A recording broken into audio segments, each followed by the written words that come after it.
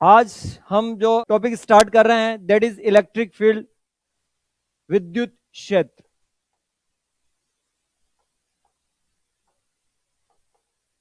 Electric field, इसको हिंदी में बोलेंगे हम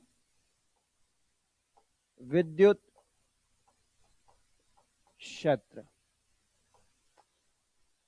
क्या होता है इलेक्ट्रिक फील्ड, विद्युत क्षेत्र क्या होता है? सबसे पहले उसके कॉन्सेप्ट को समझेंगे। देखिए, ये कोई आवेश है आपका Q, कैपिटल Q आवेश। अब इस आवेश के चारों तरफ का वह क्षेत्र है, इसके चारों तरफ का कोई क्षेत्र है जिसमें कोई बाहर से कोई आवेश आता है। सपोज करो ये आवेश Q इससे काफी दूर रखा हुआ है। जब ये आवेश चलता हुआ इसके क्षेत्र के अंदर किसी बिंदु पर आता है, यहां पर आता है, चलता हुआ यहां पर आता है, विद्युत क्षेत्र के अंदर, इस इलेक्ट्रिक फील्ड के अंदर किसी बिंदु पर आता है, तो ये आवेश Q एक बल अनुभव करता है, एक फोर्स फील करता है। ये क्षेत्र जहां पर ये फोर्स फील करता है, वो क्षेत्र क्या कहलाता है? आपका इलेक्ट्रिक फील्ड, विद्युत क्षेत्र कहलाता है। तो इलेक्ट्रिक फील्ड और विद्युत क्षेत्र क्या होता है? किसी भी आवेश, कोई भी चार्ज है, उसके चारों तरफ का वह क्षेत्र जिसमें बाहर से कोई दूसरा आवेश आए और उस आवेश पर एक बल अनुभव किया जाए, एक फोर्स फील किया जाए, तो यह क्षेत्र क्या कहलाता है? आपका विद्युत क्षेत्र कहलाता है। तो विद्युत क्षेत्र को हम ई से रिप्रेजेंट करते हैं, इलेक्ट्रिक फील्ड रिप्रेजेंट बाय ई। और ये बेसिकली क्या है? एक सदिश राशि होती है इलेक्ट्रिक फील्ड ई। तो इलेक्ट्रिक फील्ड किसी भी आवेश के चारों तरफ का वह क्षेत्र जिसमें बाहर से कोई दूसरा आवेश आता है, एक बल अनुभव करता है, तो चारों तरफ का यह क्षेत्र क्या कहलाता है? विद्युत क्षेत्र कहलाता है। अब जिस आवेश के कारण ये विद्युत क्षेत्र उत्पन्न होता है उसको बोलते हैं हम, जैसे कि ये क्यू आवेश है, कैपिटल क्यू, इसके कारण ये विद्युत क्षेत्र उत्पन्न हो रहा है, इसको बोलते हैं हम सोर्स चार्ज, यानी कि स्रोत आवेश। स्रोत आवेश। और जिस पर बल अनुभव किया जाता है उसको बोलते हैं हम टेस्ट चार्ज, यानी कि परीक्षण आवेश। बात समझ में आई? तो जिसके कारण विद्युत क्षेत्र उत्पन्न होगा वो तो कहलाता है सोर्स, यानी कि स्रोत चार्ज, ठीक है। और जिसके कारण जिस पर बल अनुभव किया जाएगा वो कहलाएगा आपका टेस्ट चार्ज, यानी कि परीक्षण आवेश। बात समझ में आ गई? तो ये बात हुई आपकी इलेक्ट्रिक फील्ड की। अब देखिए, इस विद्युत क्षेत्र के अंदर किसी बिंदु पर, ये सपोज करो ये बिंदु है पी बिंदु, इस पी बिंदु पर इस आवेश का कितना प्रभाव है, ये अपना कितना इफेक्ट रखता है, इस इफेक्ट को कैलकुलेट करने के लिए आपके पास दो पैरामीटर होते हैं। एक होता है आपका, पहला पैरामीटर होता है इलेक्ट्रिक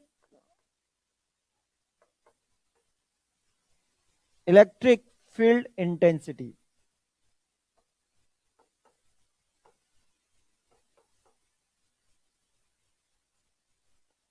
इलेक्ट्रिक फील्ड इंटेंसिटी यानी कि विद्युत क्षेत्र की तीव्रता। एक पैरामीटर होता है इलेक्ट्रिक फील्ड इंटेंसिटी, विद्युत क्षेत्र की तीव्रता, और सेकंड पैरामीटर होता है आपका इलेक्ट्रिक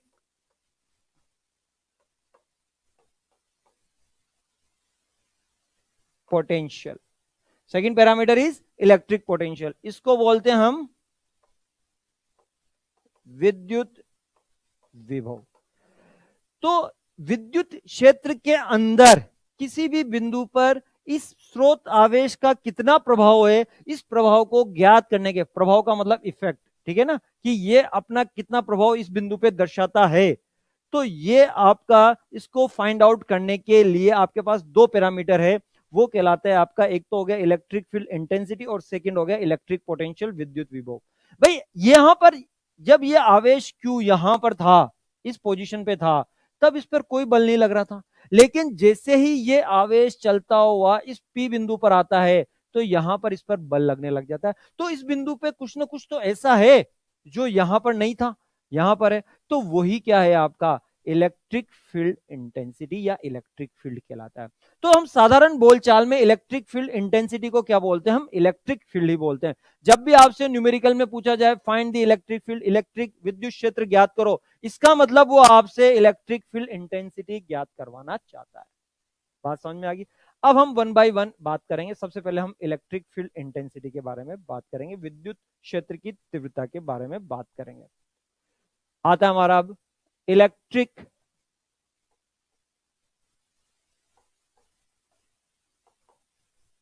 फील्ड इंटेंसिटी, विद्युत क्षेत्र की तीव्रता। इसको ई वेक्टर से रिप्रेजेंट किया जाता है।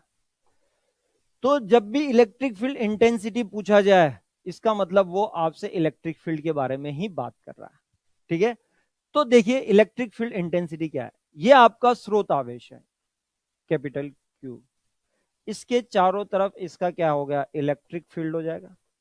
अब इसके अंदर ये आपका एक परीक्षण आवेश है, टेस्ट चार्ज है क्यू, इस पी पॉइंट पर।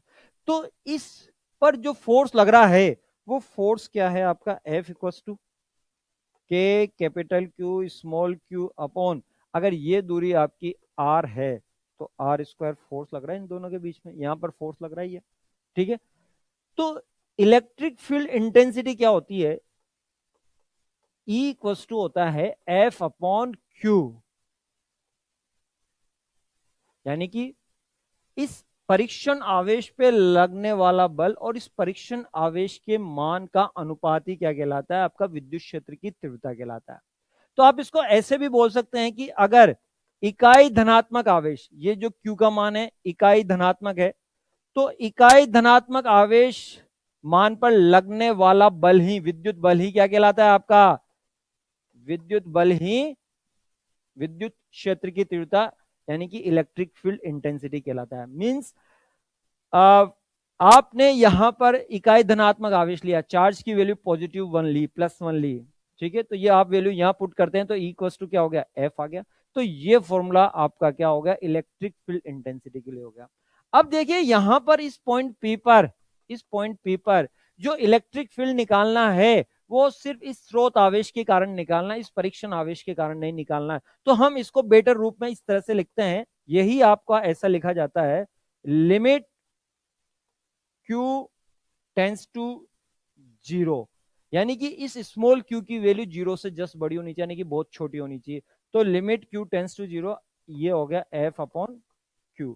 तो अगर आपसे कहीं पूछा जाए कि इन दोनों में से कौन सा बेटर रहेगा, तो ये वाला फॉर्म बेटर रहेगा। इसका मतलब है कि जो आपका परीक्षण आवेश है उसका मान कितना होना चाहिए? ये आपके Q की वैल्यू 0 से जस्ट बड़ी हो। ठीक है, ताकि इस P पॉइंट पर जो इलेक्ट्रिक फील्ड इंटेंसिटी हो वो सिर्फ किसके कारण हो? इस कैपिटल क्यू के कारण हो, इसके कारण इलेक्ट्रिक फील्ड इंटेंसिटी न हो। क्योंकि हमें यहां पर electric field intensity find out करनी इस कैपिटल क्यू के कारण, इस स्मॉल क्यू के कारण इलेक्ट्रिक फील्ड इंटेंसिटी नहीं होनी चाहिए। इसके लिए इसका मान क्या होना चाहिए? कम से कम हो, यानी कि कम से कम 0 से जस्ट बड़ा। तो ये बात हुई आपकी इलेक्ट्रिक फील्ड इंटेंसिटी। अब ये क्या होती है? आपकी वेक्टर क्वांटिटी होती है, वेक्टर क्वांटिटी होती है। तो इसका एक डायरेक्शन भी होता है। तो इस पॉजिटिव चार्ज के कारण, याद रखें, पॉजिटिव चार्ज के कारण जो इलेक्ट्रिक फील्ड होगा वो होता है अवे फ्रॉम चार्ज, दूर की तरफ। देखो ये पॉजिटिव चार्ज है, ठीक है, तो ये इस पॉजिटिव क्यू पर इस तरफ फोर्स लगाएगा F। तो हमेशा पॉजिटिव चार्ज पे E और F का सेम डायरेक्शन होगा। तो यहां पर पॉजिटिव चार्ज के कारण, धनात्मक आवेश के कारण इलेक्ट्रिक फील्ड जो होता है आवेश से दूर की तरफ होता है, और ऋणात्मक आवेश के कारण जो इलेक्ट्रिक फील्ड होता है वो आवेश की ओर होता है, यानी कि टूवर्ड्स द चार्ज, यानी कि आवेश की ओर, टूवर्ड्स द चार्ज। नेगेटिव आवेश के कारण, धनात्मक आवेश के कारण आवेश से दूर। अब इसकी जो इकाई होगी, unit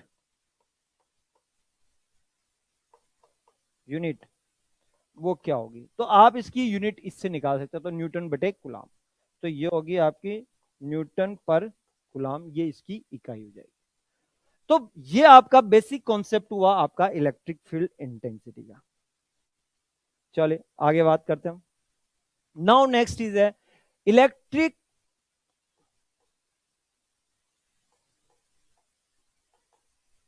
field intensity due two point charge, यानी कि बिंदु आवेश के कारण विद्युत क्षेत्र की तीव्रता, बिंदु आवेश के कारण विद्युत क्षेत्र की तीव्रता। ठीक है, देखिए ये आपने एक बिंदु आवेश लिया कैपिटल क्यू, ये बिंदु आवेश लिया, इससे आर दूरी पर इस बिंदु पी पर आपको इस बिंदु पी पर विद्युत क्षेत्र की तीव्रता ज्ञात करनी है। ठीक है, इस क्यू आवेश के कारण इससे आर दूरी पर बिंदु पी पर विद्युत क्षेत्र की तीव्रता ज्ञात करनी है। तो हम यहां पर एक परीक्षण आवेश रख देते हैं स्मॉल क्यू। अब इसके और इसके बीच में लगने वाला जो बल है एफ, वो क्या होगा आपका, अगर मैं इसके परिमाण की बात करूं तो इसके मध्य जो लगने वाला बल होगा एफ, इस तरफ लगेगा बल दूर की तरफ, तो ये यहां पर जो बल होगा वो हो जाएगा के capital Q small Q upon R square, ये बल हो जाएगा। अब हमें पता है विद्युत क्षेत्र जो होता है E इक्वस टू होता है एफ अपॉन क्यू होता है, तो E इक्वस टू एफ की value capital K capital Q small Q upon R square, और ये क्यू जो है परीक्षण आवेश, इससे आप इसको डिवाइड कर देते हैं, तो जो E की वैल्यू आ रही है इस बिंदु आवेश के कारण ये के क्यू अपॉन आर स्क्वायर आ रही है, ये तो आ रही है परिमाण में। अगर आपको यहां दिशा के रूप में लिखना है तो दिशा के रूप में ऐसा लिखा जाता है सदिश के क्यू अपॉन आर स्क्वायर, धनात्मक आवेश है तो दूर की तरफ होगी तो आर की दिशा में होगी, तो इसको इकाई सदिश आर कैप से निरूपित किया जाता है। आपको ये वाला फॉर्मूला याद रखना है, के क्यू अपॉन आर स्क्वायर। ठीक है, अब देखिए ई और आर के बीच में जो ग्राफ बनता है वो इस तरह का ग्राफ बनता है, यहां पर ई इस तरफ है और आर इस तरफ है, आपको ई और आर के बीच में ग्राफ प्लॉट करना है। तो देखिए हम यहां पर एक टेबुलर फॉर्म बनाते हैं, इस तरफ तो लेते हैं हम ई और इस तरफ ले रहे हैं अपन आर ले रहे हैं। चलिए भाई देखो कैसे ग्राफ बनेगा, मैं यहां पर आर की वैल्यू 0 लेता हूं, आर की वैल्यू 0 लेता हूं। ठीक है, तो के क्यू अपॉन 0 क्या होता है, इंफिनिटी हो जाएगा, तो ई की वैल्यू क्या हो जाएगी, इंफिनिटी हो जाएगी। अगर मैं यहां पर आर की वैल्यू इंफिनिटी लेता हूं तो 1 अपॉन इंफिनिटी क्या हो जाएगा आपका, 0 हो जाएगा, तो ये आपका क्या होगा, 0 हो जाएगा। अगर मैं यहां पर आर की वैल्यू इंक्रीज करूंगा तो ई की वैल्यू क्या होगी, डिक्रीज होगी, तो अगर आर की वैल्यू इंक्रीज करूंगा तो ई की वैल्यू क्या होगी, डिक्रीज हो जाएगी, या आर की वैल्यू में डिक्रीज करता हूं तो ई की वैल्यू क्या हो जाएगी, मेरी इंक्रीज हो जाएगी। ठीक है, तो ये क्या होगा आपका, ये इस तरह का ग्राफ बन रहा है आपका ई और आर के बीच में, ये इस तरह का ग्राफ बन जाएगा, ये ग्राफ इस तरह का बनेगा, इसको बोलते हैं अपन लुक्स लाइक रेक्टेंगुलर हाइपरबोला। बात समझ में आई, चलिए तो ये आपके बिंदु आवेश के कारण, पॉइंट चार्ज के कारण जो है विद्युत क्षेत्र की तीव्रता के बारे में बात हुई, तो ये फॉर्मूला होगा। अब हम इस फॉर्मूले पे बेस्ट न्यूमेरिकल करेंगे।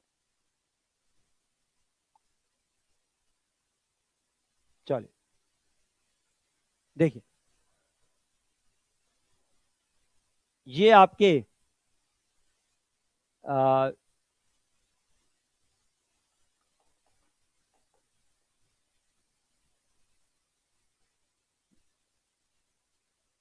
एक आवेश दे दिया आपको, जैसे कि क्यू आवेश दे दिया, इसका मान है आपका क्यू का मान जो है क्यू आवेश है, इसका मान दे दिया आपको 20 माइक्रो कूलम, और यहां पर इस दूरी पर आर दूरी पर आर का मान दे दिया आपको 10 सेंटीमीटर। 10 सेंटीमीटर दूरी पर इस आवेश से 10 सेंटीमीटर की दूरी पर आपको विद्युत क्षेत्र की तीव्रता ज्ञात करनी है, विद्युत क्षेत्र ज्ञात करना है, तो फॉर्मूला होगा E इक्वल्स टू के क्यू अपॉन आर स्क्वायर। आप देख रहे हैं यहां पर विद्युत क्षेत्र की जो तीव्रता है परीक्षण आवेश पे बिल्कुल भी निर्भर नहीं करती है, तो यहां पर इस क्वेश्चन में परीक्षण आवेश की बिल्कुल भी आवश्यकता नहीं होगी। तो E इक्वल्स टू के की वैल्यू पता है, मैं 9 इंटू 10 की घात 9 SI पद्धति में, क्यू का मान हो गया 20, माइक्रो की वैल्यू 10 की घात -6, और आर सबको एक ही पद्धति में लेंगे, ये हमने एसआई पद्धति में लिया है, तो इस 10 सेंटीमीटर को भी एसआई पद्धति में लेंगे, यानी कि मीटर में कन्वर्ट करेंगे तो 10 की घात -2 का होल स्क्वायर। इसको सिंप्लीफाई करते हैं तो 9 इंटू ये 20 और ये 10 की घात 9 और 10 की घात -6, तो ये 10 की घात 3 अपॉन ये 10 की घात -2 हो गया। ठीक है, तो ये आपका हो गया 180 मल्टीप्लाई बाय 10 की घात 5, ठीक है, न्यूटन पर कूलम। ये विद्युत क्षेत्र की तीव्रता उत्पन्न होगी। ठीक है, तो इस तरह से ये डायरेक्ट फॉर्मूला बेस्ड न्यूमेरिकल आपको देखने को मिलता है।